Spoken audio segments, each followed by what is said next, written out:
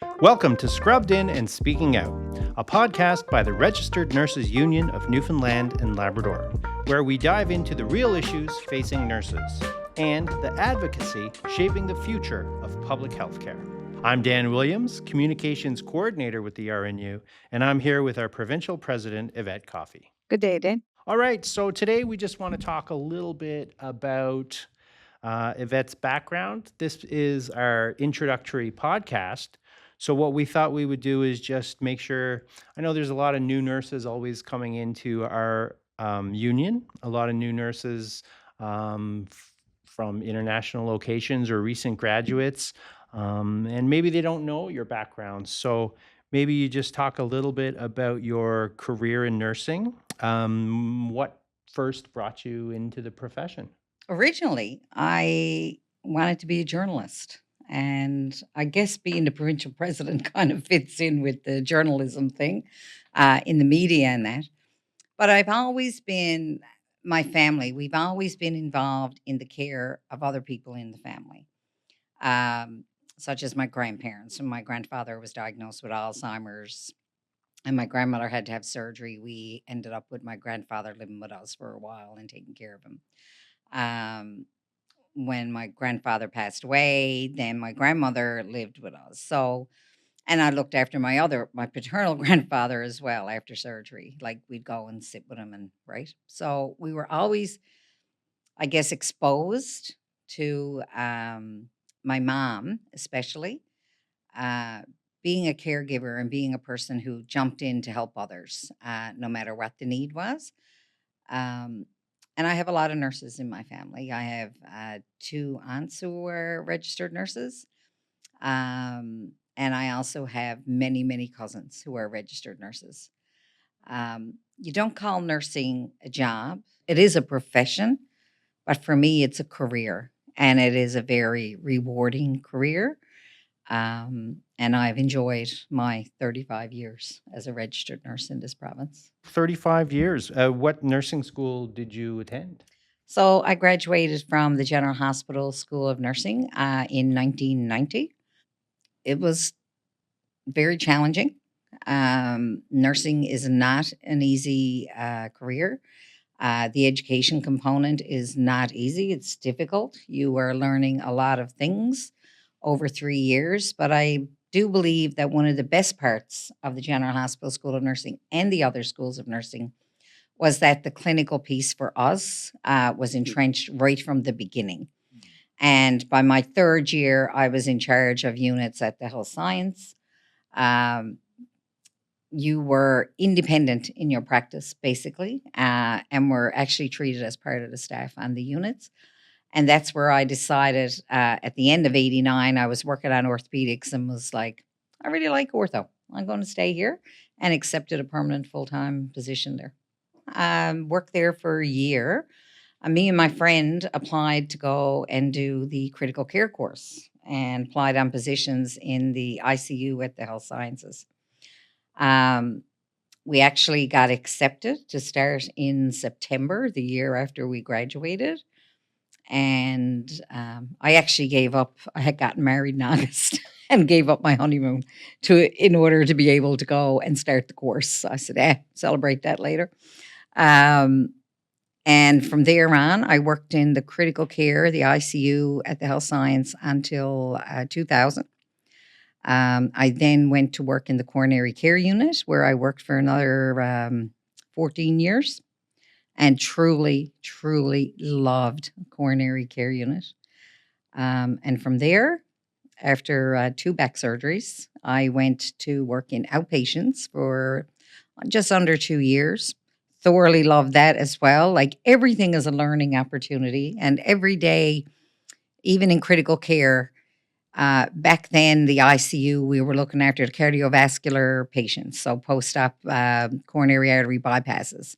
We were looking after burn patients, traumas, your accidents, your motor vehicle accidents, and your medicine patients. So we had the whole array, the whole mix. Now it's the cardiovascular are in, post-op are in their own separate unit. And then After working in outpatients, I went to work in the cancer center, um, where we looked after patients, chemotherapy, counseling, radiation treatment. Um, I got to say, over the years, I've met so many people from different parts of the province, and it has been a pleasure um, to meet them, to care for them, to give them advice, and to also provide expert nursing care. Um, I wouldn't change it for the world. Well, thank you for that. None of us have been untouched by cancer, I think we can honestly say. And I know both my parents received amazing care when they had their own cancer journeys. So you did mention back surgeries, and recently some people may have seen you with your arm in a sling. So I wonder if you wouldn't mind just talking about maybe your arm, your shoulder surgery, and what caused it would be a good place to start.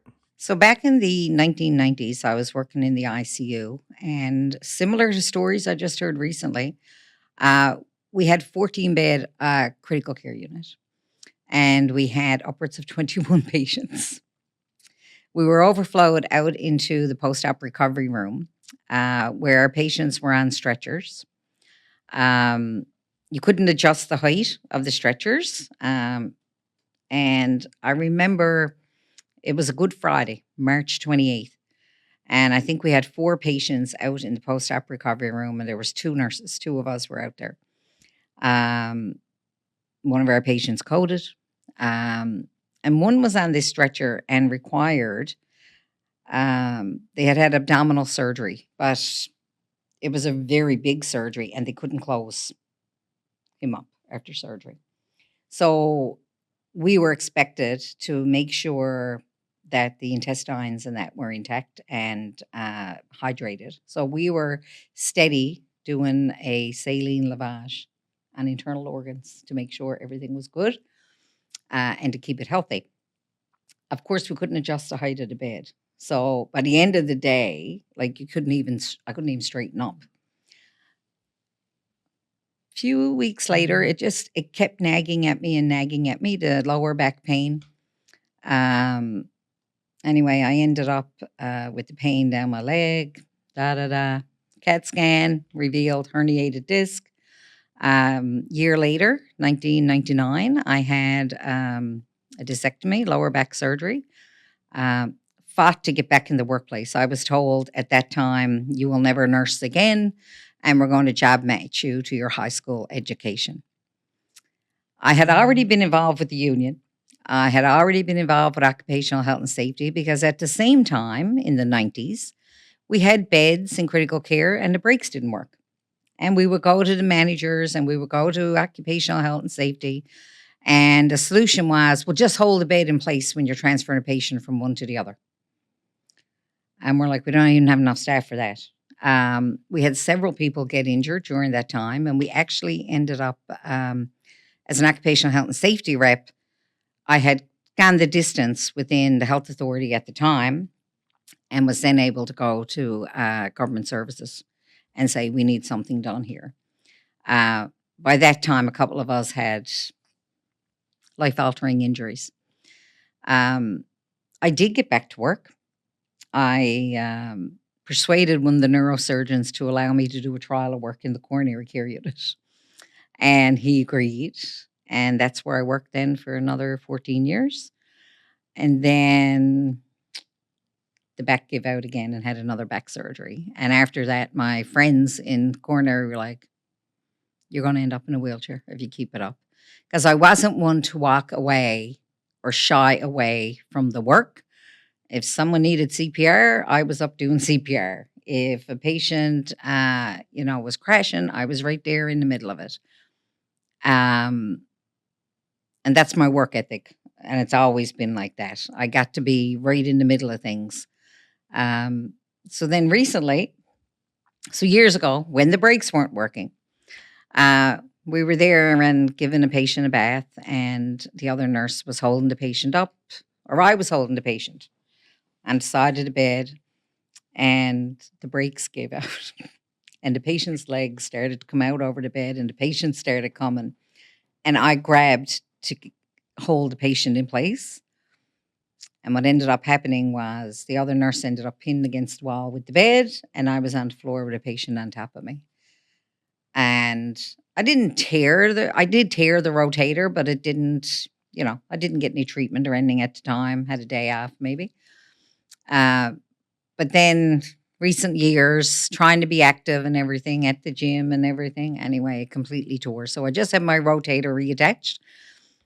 Just started physio, so I'm out of the sling, but just getting through the exercises and the pain every day. But it is just, that is why I am so passionate about safety for workers, occupational health and safety, workplace NL, regulations and policies, and about people not being paid what they're worth when they go off on workplace NL, because it is a significant loss in pay. And for registered nurses, it is half the pay or less than half the pay that they would normally take home.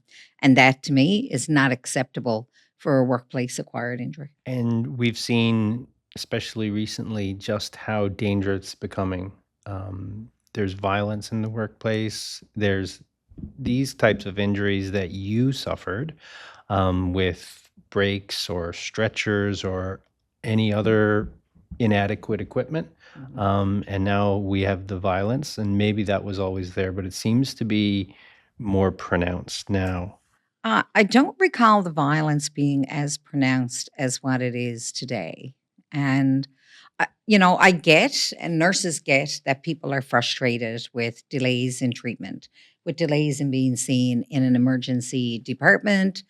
Um, Mental health and addictions is more prevalent in the community, therefore, in the hospital settings or in community care settings, and that.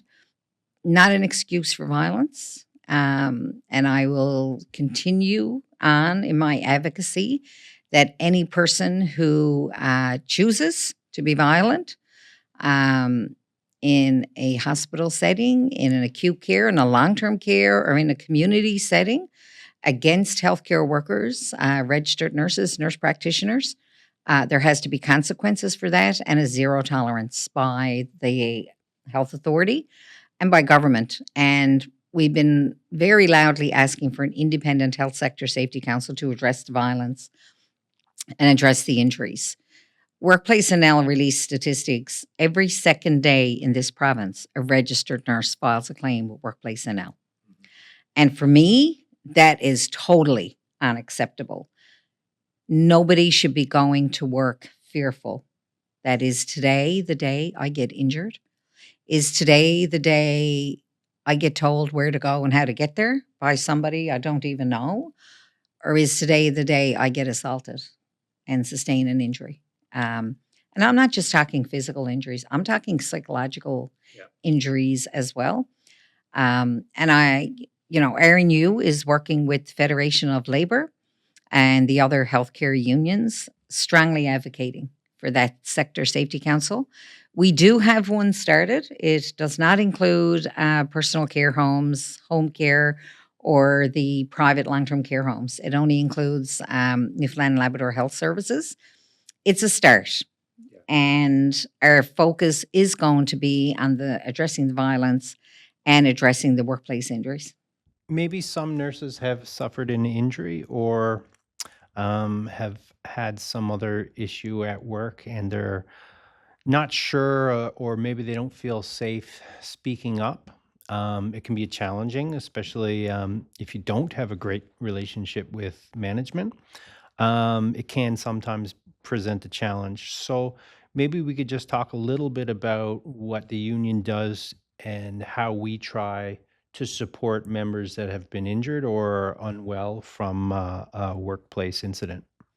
So our volunteers on the ground, our shop stewards and our branch executives are there to assist people, to let them know what forms they have to fill out when they sustain a workplace injury, what their rights are, and also what's expected of them as the injured worker. Our Our labor relations officers here at our provincial office are very educated on this, and actually support our members when they're dealing with workplace NL and dealing with the employer. Return to work plans, accommodations in the workplace.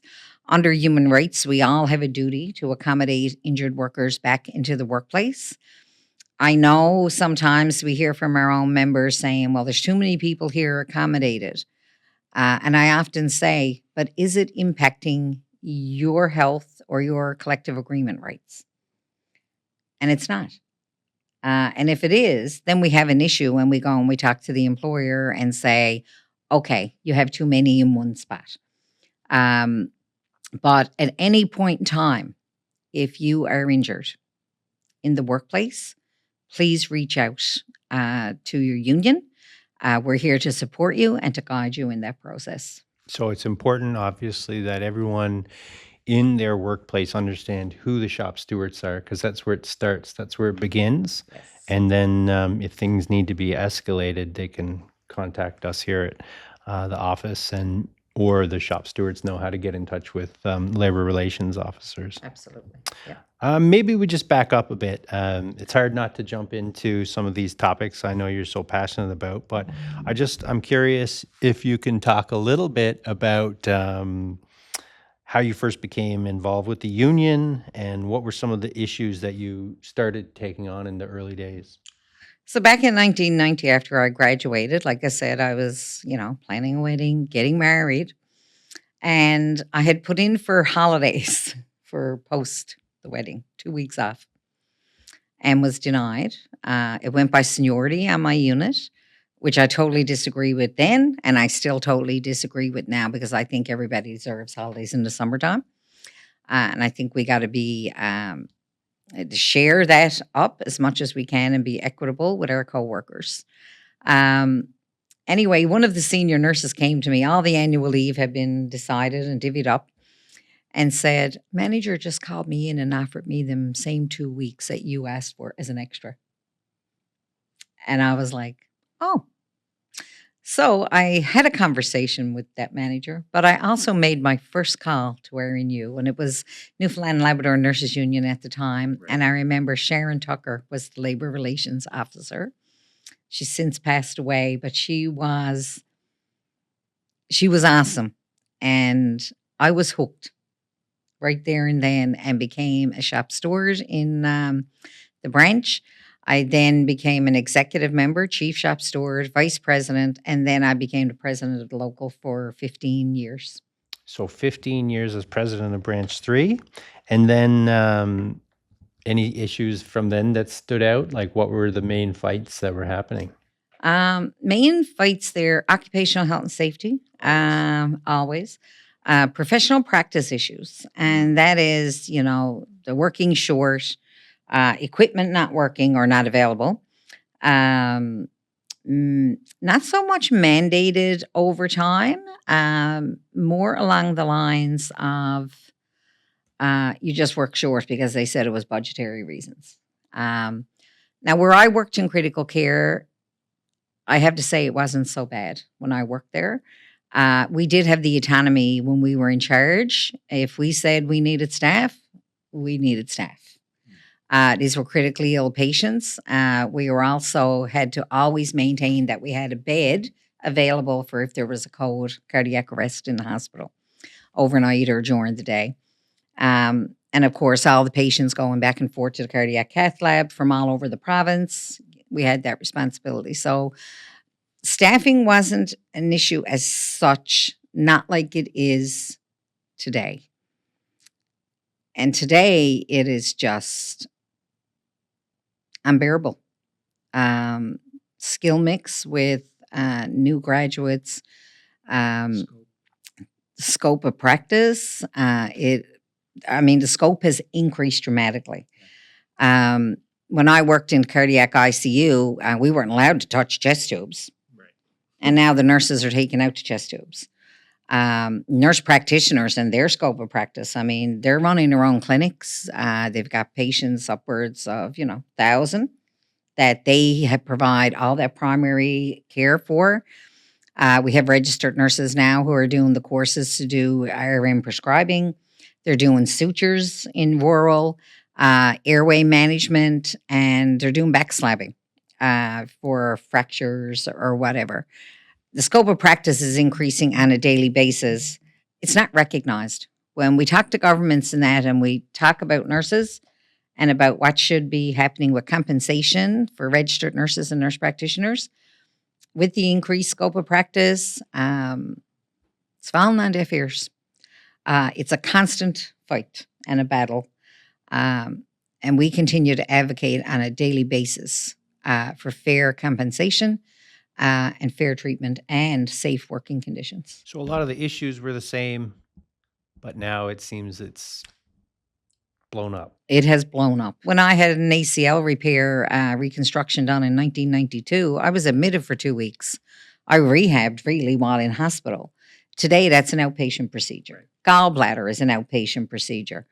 People are going in and having half of their colon taken out, and they might be in hospital a day. It's done laparoscopically. So the advances in medicine has also changed the way we care for people. But it's at the point now we have the sickest of the sickest in the hospital, and we're sending them out quicker. So we're getting very sick patients out in the community as well that our community health nurses are trying to care for. So this podcast is really just the start, but it's so hard not to get into all of these issues, obviously. But we're going to try to stay tight on time. So maybe we'll just close today, and you can maybe give some advice. Like if there's a nurse listening today who's thinking about becoming involved with the union or would even like to know more, what advice would you give them, like in regards to union involvement? Find out who your branch executive are, who your shop steward in your area is. Go to a meeting. Attend a branch meeting. Open up the email that we're sending out to you as a member. Make sure that you're registered here at our provincial office, that you've received a link to our collective agreement. Be present. Go and ask questions. Call here, call to our office, email our info account, info@rnunl.ca, to find out more information about your own branch if you can't find it out, if you've got a really big branch and you don't know who to go to. But get involved, even if it's just reading your email, watching this podcast, or watching a video or social media channels. We have Facebook, we have Instagram, Blue Sky Social, TikTok. We're on TikTok. We are on TikTok. You'll see us everywhere, and you'll see us in the media on a weekly basis talking about some issue in the healthcare setting. And if you want to get involved, volunteer to be a shop steward, and we provide education for our shop stewards. We provide education for our branch executives as well. It's a truly fulfilling role when you get to help people when they need it the most. Okay. Well, thanks so much, Yvette. Thanks so much for listening to Scrubbed In and Speaking Out. There will be more from us, so stay tuned. Follow us on our social media channels. And if you have questions, you can always email communications@rnunl.ca.